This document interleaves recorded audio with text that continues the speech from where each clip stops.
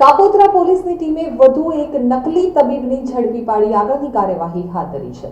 મળતી માહિતી અનુસાર સુરતમાં કાપોદ્રા પોલીસની ટીમને માહિતી મળી હતી કે વલ્લભનગરની સામે ચામુંડાનગર કિરણ ક્લિનિકમાં અખિલેશ બરસાતીસિંહ ચૌહાણ નામનો ઈસમ કોઈ પણ જાતની ડોક્ટરની ડિગ્રી વગર ક્લિનિક ખોલી લોકોની સારવાર કરી રહ્યો છે અને લોકોની જિંદગી સાથે ચેડા કરે છે। તો દરમિયાન કાપોદ્રા પોલીસે મેડિકલ ઓફિસરોને સાથે રાખી ક્લિનિકમાં રેડ કરી હતી અને ત્યાંથી અખિલેશ બરસાતીસિંહ ચૌહાણને ઝડપી પાડ્યો હતો। પોલીસે ક્લિનિકના ડોક્ટરી સર્ટિફિકેટ ડિગ્રી રજૂ કરવા જણાવતા કોઈ ડોક્ટરી સર્ટિફિકેટ કે ડિગ્રી ન હોવાનું જણાવ્યું હતું, જેથી કાપોદ્રા પોલીસે તેની ધરપકડ કરી ગુનો નોંધી કાયદેસરની કાર્યવાહી હાથ ધરી હતી। તો આરોપીની પૂછપરછમાં અગાઉ વર્ષ 2004માં પણ આવી જ રીતે કોઈ પણ જાતની ડોક્ટરની ડિગ્રી વગર ક્લિનિક ખોલી લોકોની જિંદગી સાથે ચેડા કરતા પકડાઈ ગયો હતો। તેના વિરુદ્ધમાં ગુનો દાખલ થયો હતો। હાલ કાપોદ્રા પોલીસે આ બોગસ તબીબની ધરપકડ કરી કાયદેસરની કાર્યવાહી હાથ ધરી છે।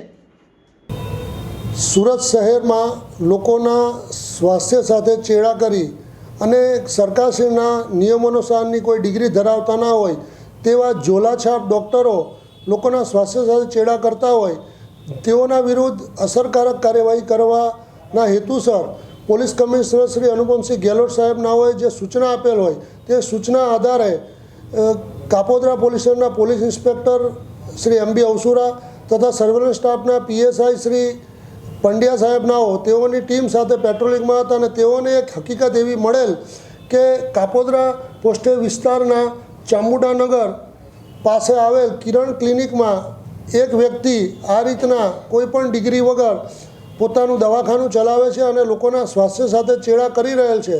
જે હકીકતના આધારે મેડિકલ ટીમ સાથે રાખી અને જે બાતમીવાળી જગ્યા હતી ત્યાં જઈને તપાસ તજવીજ કરતા અને ત્યાં હાજર મળેલ ઈસમ અખિલેશભાઈ બરસાતીસિંહ ચૌહાણ નાઓ પાસે તેઓ જે ડૉક્ટરની વ્યવસાય કરી રહેલ છે તે અંગે ગુજરાત સરકારના નિયમોનુસારનું કોઈ સર્ટિફિકેટ હોય તો તેની માગણી કરતાં તેની પાસે કોઈ પણ આવું સર્ટિફિકેટ મળી આવેલ નહીં।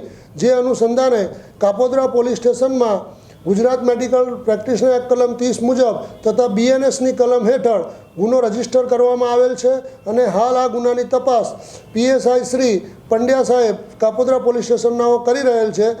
ઉપરોક્ત ઈસમ વિરુદ્ધ સને 2004માં પણ આ જ રીતના બોગસ તબીબીનો એક ગુનો દાખલ કરવામાં આવેલ છે। આ એનો ગુનાહિત ઇતિહાસ છે।